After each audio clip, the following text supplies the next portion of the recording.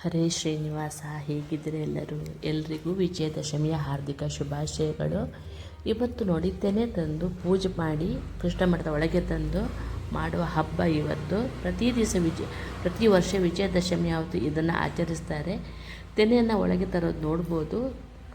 ಅನಂತರ ಅದಕ್ಕೆ ಪೂಜೆ ಮುಗಿಸಿ ಎಲ್ರಿಗೂ ಹಂಚುತ್ತಾರೆ. ಅಲ್ಲಿ ಕಿರಿಯ ಸ್ವಾಮಿಗಳು ಕೃಷ್ಣನಿಗೆ ಕೊರಳಿಂದ ಅಲಂಕಾರ ಮಾಡಿದ್ದಾರೆ, ನೀವು ಕಾಣ್ಬೋದು. ಇವತ್ತು ನೋಡಿ ಒಂದು ನೇಂದ್ರ ಬಾಳೆಹಣ್ಣಿನ ಪಾಯಸ ಮಾಡೋದು ತುಂಬ ಅದ್ಭುತವಾಗಿ ಬರುತ್ತೆ. ಇದು ಮಕ್ಕಳಿಗೆಲ್ಲ ಅಂತೂ ತುಂಬ ಇಷ್ಟ ಆಗುತ್ತೆ. ಫಸ್ಟು ನೋಡಿ ನಾನು 3 ಬಾಳೆಹಣ್ಣು ತಗೊಂಡಿದ್ದೆ. ಅದನ್ನ ಸ್ಟೀಮಲ್ಲಿ ಒಂದು 5-6 ನಿಮಿಷ ಇಟ್ಟು ಬೇಯಿಸಿದರೆ ಸಾಕು, ಬೇಗ ಬೆಂದು ಬಿಡುತ್ತೆ ಅದು. ಆನಂತರ ಅದು ಸಿಪ್ಪೆ ತೆಗೆದು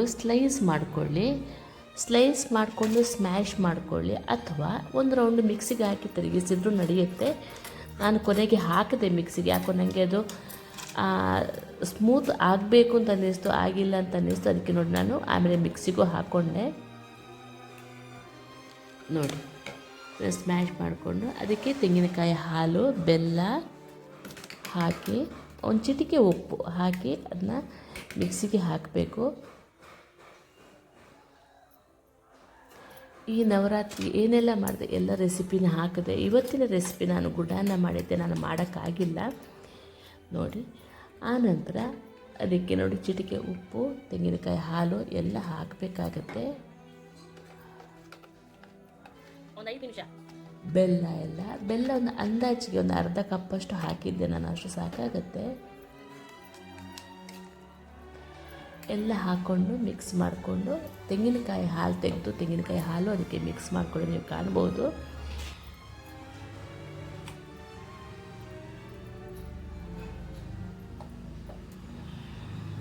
ಜಾಸ್ತಿ ತೆಂಗಿನಕಾಯಿ ಹಾಲೇನು ಬೇಡ ಇದಕ್ಕೆ.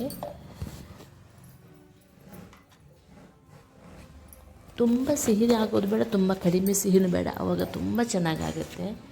ಕಡಿಮೆ ಸಿಹಿ ಆದರೆ ಅದಕ್ಕೆ ಸ್ವಲ್ಪ ಹುಳಿ ಬರುತ್ತೆ, ಅದಷ್ಟು ಚೆಂದಾಗೋದಿಲ್ಲ. ಆನಂತರ ಸಿಹಿ ಜಾಸ್ತಿ ಆದರೆ ಬಾಯಿ ಕಟ್ಟಿದಂಗೆ ಆಗುತ್ತೆ.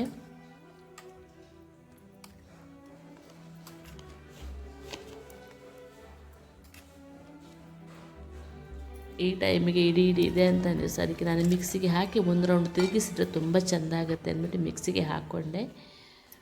ಆನಂತರ ಕುದಿಸಿ ಗೋಡಂಬಿ, ದ್ರಾಕ್ಷಿ ಮತ್ತು ಹಸಿ ಕೊಬ್ಬರಿನ ಕಟ್ ಮಾಡಿಬಿಟ್ಟು ಅದಕ್ಕೆ ಒಗ್ಗರಣೆ ಕೊಡಬೇಕು.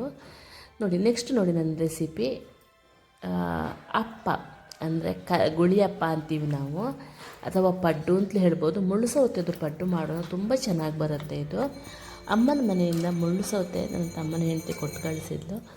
ಅದನ್ನ ತಗೊಂಬಂದು ಪಡ್ಡು ಅಥವಾ ಗುಳಿಯಪ್ಪ ಅಥವಾ ನಾವು ಕಲ್ಲಪ್ಪ ಅಂತೀವಿ. ಅಂದರೆ ಕಲ್ಲಂದರೆ ನ್ಯಾಚುರಲ್ ಸ್ಟೋನ್, ಅದು ನಮ್ಮದು. ಆ ಕಲ್ಲಲ್ಲಿ ನಾವು ಇದನ್ನ ಮಾಡ್ತೀವಿ.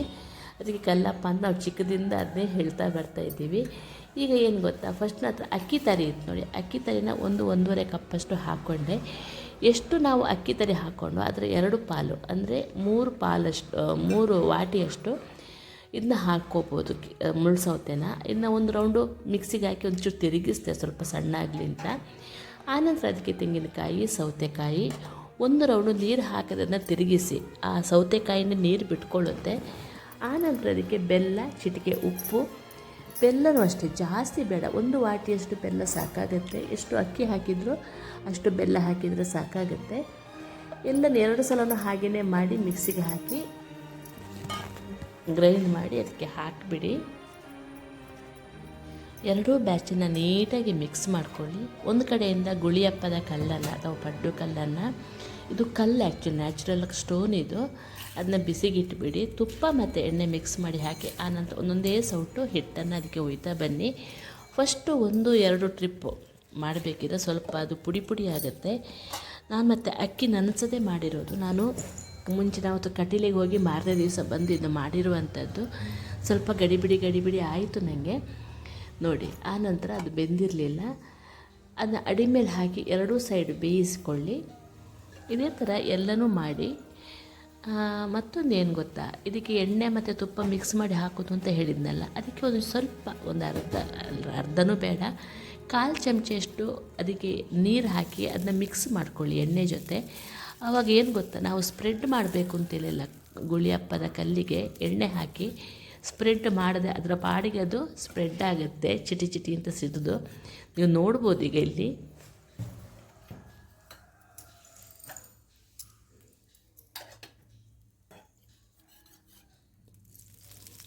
ನೋಡಿ ಎಷ್ಟು ಚೆನ್ನಾಗಿ ಸಿಡಿತಾ ಇದೆ ಕಂಡ್ರೆ ನೀವು. ಈ ಥರ ಆಗುತ್ತೆ ಅದು. ಅದಕ್ಕೆ ಸ್ವಲ್ಪ ನೀರು ಹಾಕಬೇಕು ಅದಕ್ಕೆ ಅಷ್ಟೇ, ಎಣ್ಣೆಗೆ. ಈಗ ಎಲ್ಲನೂ ಮಾಡಿಕೊಂಡು ದೇವರಿಗೆ ನೈವೇದ್ಯಕ್ಕೆ ಇಟ್ಟೆ ನಾನು.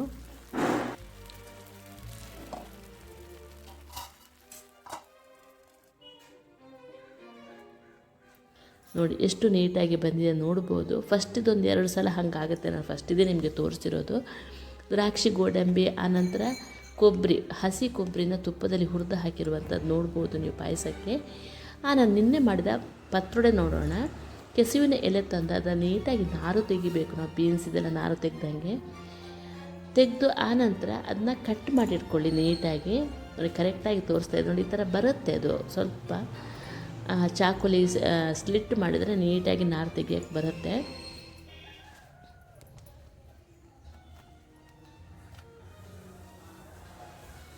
ತುಂಬ ಈಸಿಯಾದ ವಿಧಾನದಲ್ಲಿ ತೋರಿಸ್ತಾ ಇದ್ದೀನಿ. ನಾನು ಲಾಸ್ಟ್ ಟೈಮ್ ತೋರಿಸಿದಾಗ ಎಲೆಗೇ ನಾವು ಹಿಟ್ಟು ಹಚ್ಚಿ ನಾವು ಮಾಡೋದು ಅಂತ ತೋರಿಸಿದ್ದೆ. ಈಗ ಬೇರೆ ನಮ್ಮನೆಯಲ್ಲಿ ಮಾಡ್ತಾಯಿದ್ದೀನಿ. ಫಸ್ಟಿಗೆ ಅದಕ್ಕೆ ಮಸಾಲೆ ಹುರ್ಕೊಳ್ಳೋಣ. ಬಾಣಲಿಗೆ ಎಣ್ಣೆ ಹಾಕಿ ಉದ್ದಿನಬೇಳೆ, ಸ್ವಲ್ಪ ಮೆಂತೆ, ಕೊತ್ತಂಬರಿ. ಉದ್ದಿನಬೇಳೆ 1 ಚಮಚೆ ಹಾಕಿದರೆ ಕೊತ್ತಂಬರಿ 2 ಚಮಚೆ, ಮೆಂತೆ 1/4 ಚಮಚೆ, ಜೀರಿಗೆ ಒಂದು ಅರ್ಧ ಚಮಚೆ ಹಾಕಿದರೆ ಸಾಕು. ಆನಂತರ ಒಂದು ಅರ್ಧ ಚಮಚೆ ಇಂಗು ಹಾಕಬೇಕು, ಒಂದು 5-6 ಮೆಣಸು ಹಾಕಿ ಅದನ್ನ ನೀಟಾಗಿ ಫ್ರೈ ಮಾಡ್ತಾ ಬನ್ನಿ. ನೆಕ್ಸ್ಟ್ ಅದಕ್ಕೆ ಕರಿಬೇವಿನ ಸೊಪ್ಪು, ಇಂಗು, ಕೆಂಪು ಮೆಣಸು ಹಾಕಿದರೆ ಆಯಿತು ಮಸಾಲೆ. ತೆಂಗಿನಕಾಯಿ ಹಾಕಿ ಅದನ್ನ ಅಕ್ಕಿ ಜೊತೆ ರುಬ್ಕೋಬೇಕು. ಮುಂಚಿನ ಆವತ್ತು 1 ವಾಟಿ ಅಳತೆ ಅಕ್ಕಿಗೆ 1 ಚಮಚೆಯಷ್ಟು ಮೆಂತೆ ಹಾಕಿ ನೆನೆಸಿಟ್ಟಿದ್ದೆ ನಾನು.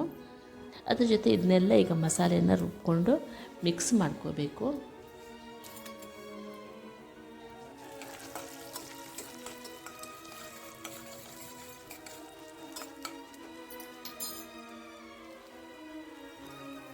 ನೋಡಿ ಇಂಗು ಹಾಕಲೇಬೇಕು ಇದಕ್ಕೆ, ತುಂಬ ಚೆನ್ನಾಗಿ ಘಮ ಕೊಡುತ್ತೆ.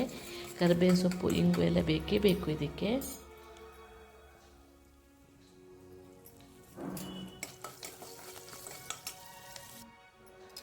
ಈ ಕಡೆಯಿಂದ ಕೆಸುವಿನೆಲ್ಲ ನೀಟಾಗಿ ಚಿಕ್ಕ ಚಿಕ್ಕದಾಗಿ ಹೆಚ್ಚಿಟ್ಕೊಳ್ಳಿ. ತುಂಬ ಈಸಿಯಾಗಿ ಮಾಡ್ಬೋದು. ಕೆಲವರಿಗೆ ಕೆಸು ಕೆರಿಯುತ್ತೆ, ಅಂಥವ್ರು ಏನು ಮಾಡಬೇಕು ಗೊತ್ತಾ, ಸ್ವಲ್ಪ ಈ ಎಲೆನ ಕಡಿಮೆ ಹಾಕ್ಕೊಂಡು ಈ ಥರ ಪತ್ರೊಡೆ ಮಾಡಿಕೊಂಡು ತಿನ್ನಿ. ಕೆರಿಯೋದು ಸ್ವಲ್ಪ ಕಡಿಮೆ ಆಗುತ್ತೆ.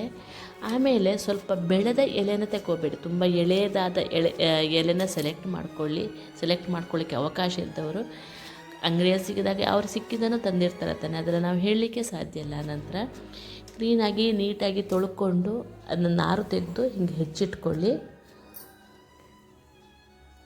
ನೋಡಿ ಇದಾಯಿತು ಹೆಚ್ಚಿಕೊಂಡು. ಸ್ವಲ್ಪ ದೊಡ್ಡ ಎಲೆ ಇದೇನು ತೊಂದರೆ ಇಲ್ಲ, ಬೆಂದಾಗ ಅದು ಫುಲ್ ಇದಾಗುತ್ತೆ. ನೋಡಿ ಅಕ್ಕಿಗೆ ನೋಡಿ ನಾವು ಇದು ಹಾಕ್ಕೊಂಡಿಟ್ಟಿದೆ ನೋಡ್ಬೋದು ನೀವು, ಮೆಂತೆ ಹಾಕಿ ನೆನೆಸಿಟ್ಟಿರೋದು ನೋಡಿ. ಆನಂತರ ತೆಂಗಿನಕಾಯಿ ಹೆರ್ಕೋಬೇಕು. 1 ಕಡೆ ತೆಂಗಿನಕಾಯಿ ಫುಲ್ಲು ಬೇಕು ಅದಕ್ಕೆ.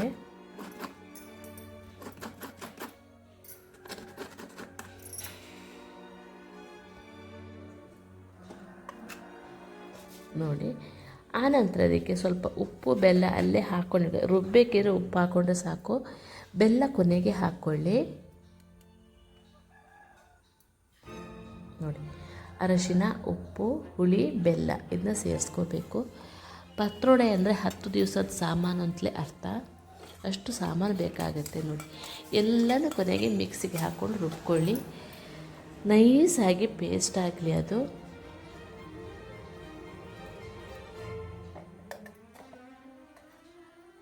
ಬೆಲ್ಲ ಮಾತ್ರ ಲಾಸ್ಟಿಗೆ ಹಾಕ್ಕೊಳ್ಳಿ.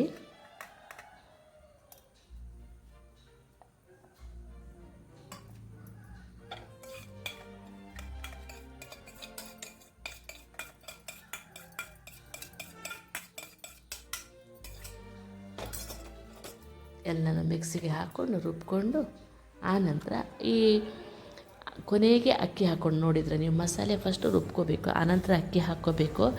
ಆವಾಗ ಮಸಾಲೆ ನುಣ್ಣಗೆ ಆಗಿಬಿಡುತ್ತೆ, ಘಮ ಚೆನ್ನಾಗಿರುತ್ತೆ ಆವಾಗ.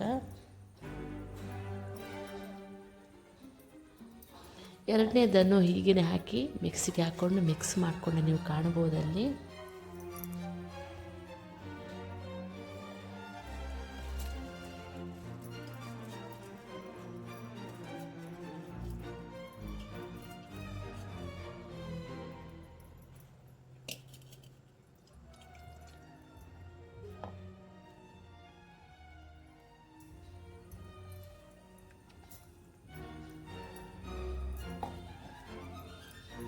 ಆನಂತರ ಎಲ್ಲನೂ ಬೆಲ್ಲ ಆನಂತರ ಎಲ್ಲನೂ ಹಾಕಿ ಅದಕ್ಕೆ ಮಿಕ್ಸ್ ಮಾಡ್ಕೊಂಡು ಸ್ಟೀಮಲ್ಲಿ ಒಂದು 25 ನಿಮಿಷ ಬೇಯಿಸಬೇಕಾಗತ್ತೆ.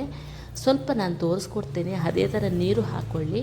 ಮಿಕ್ಸಿ ಜಾರ್ ತೊಳೆದ ನೀರನ್ನು ಇದಕ್ಕೆ ಹಾಕ್ಕೊಬೇಡಿ, ತುಂಬ ನೀರಾಗಿಬಿಡುತ್ತೆ. ಮಧ್ಯೆ ಮಧ್ಯೆ ನಾವು ನೀರು ಹಾಕ್ಕೊಂಡು ನೀಟಾಗಿ ಬೆಂದು ಬಿಡುತ್ತೆ. ಒಂದು 20 ನಿಮಿಷದಲ್ಲಿ 20-25 ನಿಮಿಷ ಬೇಕಾಗುತ್ತೆ. ನಾನು ಕಟ್ಟಿಗೆ ಒಲೆಯಲ್ಲಿ ಮಾಡಿದ ಕಾರಣ ಸ್ವಲ್ಪ ಹೊತ್ತು ಜಾಸ್ತಿ ಇಟ್ಟಿದ್ದೆ ನಾನು. ನೋಡಿ, ನಮ್ಮದು ನಮ್ಮ ಅತ್ತೆದು, ನಮ್ಮ ಹಿರಿಯರ ಕಾಲದ್ದು ಕಡುಬು ಪಾತ್ರೆ ಇತ್ತು. ಅದಕ್ಕೆ ನೋಡಿ ಎಲೆ ಹಾಕಿಬಿಟ್ಟು ಅದಕ್ಕೆಲ್ಲ ಇದನ್ನ ಹಾಕಿ ಅದನ್ನ ಸಮತಟ್ಟು ಮಾಡಿ ಸ್ವಲ್ಪ ಮೇಲಿಂದ ನೀರು ಹಾಕಿ ಮಿಕ್ಸ್ ಮಾಡಿ ಬೇಯಿಸ್ಕೋಬೇಕು. ಒಂದು ಅರ್ಧನೇ ಲೋಟ ನೀರು ಹಾಕ್ಕೊಂಡ್ರೆ ಸಾಕು. ಆನಂತರ ಕೆಸುವಿನ ಎಲೆಯಲ್ಲಿ ನೀರಿರುತ್ತಲ್ವ ಅದು ಬಿಟ್ಕೊಂಡ್ಬಿಡುತ್ತೆ. ಜಾಸ್ತಿ ನೀರು ಹಾಕಲಿಕ್ಕೆ ಹೋಗಬೇಡಿ ಈ ಥರ ಮಾಡಿದಾಗ.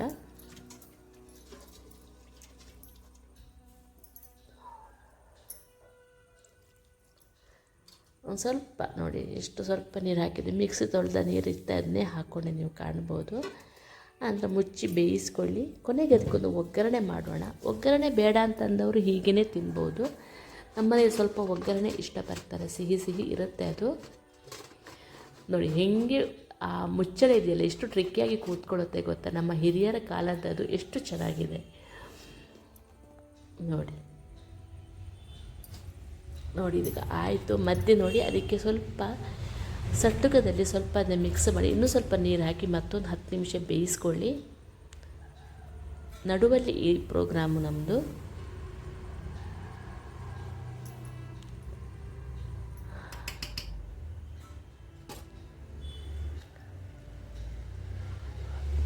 ಬೇಯದೆ ಉಳಿಯೋದು ಬೇಡ ಅಂದರೆ, ಯಾಕಂದರೆ ಅಕ್ಕಿದು ಹಸಿ ಹಿಟ್ಟು ತಾನೆ. ಆನಂತರ ನೋಡಿ ಈ ಕಡೆಯಿಂದ ಬಾಣಲೆಯಲ್ಲಿ ಒಗ್ಗರಣೆ ಹಾಕ್ಕೊಳ್ಳಿ. ಉದ್ದಿನಬೇಳೆ, ಸಾಸಿವೆ, ಕೆಂಪು ಮೆಣಸು, ಕರಿಬೇವಿನ ಸೊಪ್ಪು ಮತ್ತು ಇಂಗು ಹಾಕಿ ಒಗ್ಗರಣೆ ಹಾಕ್ಕೊಂಡು ಆನಂತರ ಅದಕ್ಕೆ ತೆಂಗಿನ ತುರಿ ಹಾಕ್ಕೊಳ್ಳಿ.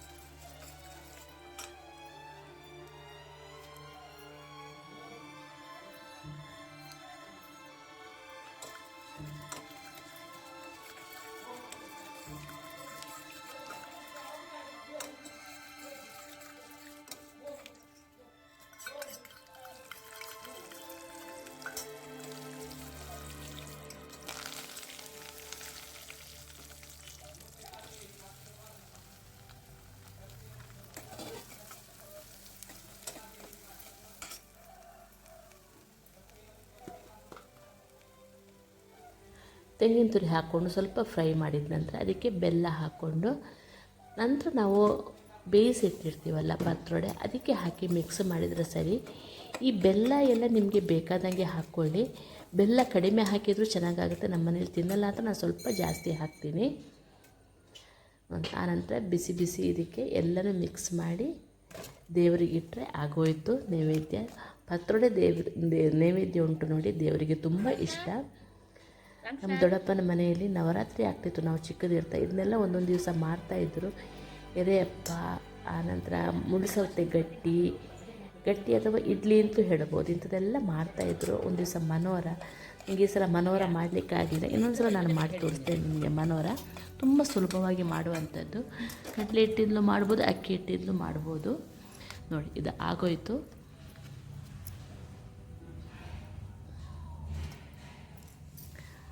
ಅಪ್ಪಟ ತುಳುನಾಡಿನ ರೆಸಿಪಿಗಳಿವೆಲ್ಲ ಇಲ್ಲಿ ಜಾಸ್ತಿ ಮಾಡುವಂಥದ್ದು. ಮುಂಚಿನ ಕಾಲದಲ್ಲಿ ಘಟ್ಟದಿಂದ ಅಂದರೆ ಹಾಸನ, ಚಿಕ್ಕಮಗಳೂರು, ಶಿವಮೊಗ್ಗದಿಂದ ಎಲ್ಲ ತರಕಾರಿ ಬರ್ತಾ ಇರಲಿಲ್ಲ. ಇದರಿಂದ ಅವ್ರ ಜೀವನ ಸುಧಾರಿಸ್ತಾ ಇದ್ದರು. ಮುಳ್ಳು ಸೌತೆ, ಮಂಗಳೂರು ಸೌತೆ, ಹೀರೆಕಾಯಿ, ಪತ್ರೊಡೆ ಇಂಥದ್ರಲ್ಲೆಲ್ಲ ಸುಧಾರಿಸ್ತಾ ಇದ್ದರು.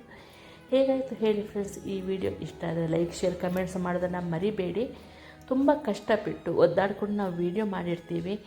ನಮಗೆ ನಮ್ಮಂಥ ಯೂಟ್ಯೂಬರಿಗೆ ಸಪೋರ್ಟ್ ಮಾಡಿ ಕಂಪ್ಲೀಟ್ ವೀಡಿಯೋನ ನೋಡಿ ಇಷ್ಟ ಆದರೆ ಗೊತ್ತಲ್ಲ ಕಮೆಂಟ್ಸ್ ಮಾಡೋದನ್ನು ಮರಿಬೇಡಿ. ನೆಕ್ಸ್ಟ್ ನೀವು ನವರಾತ್ರಿಗೆ ಎಲ್ಲೆಲ್ಲ ಹೋಗಿದ್ದೀರಾ ಅದೆಲ್ಲನೂ ವೀಡಿಯೋದಲ್ಲಿ ಹೇಳಿ. ನಾನು ನಾಳೆ ಕಟೀಲಿಗೆ ಹೋದ ವ್ಲಾಗ್ ಜೊತೆ ಬರ್ತೀನಿ. Thank you for watching. ನಾಳೆ ಕಟೀಲಿನ ವೀಡಿಯೋ ಜೊತೆ ನಾನು ಬರ್ತೀನಿ.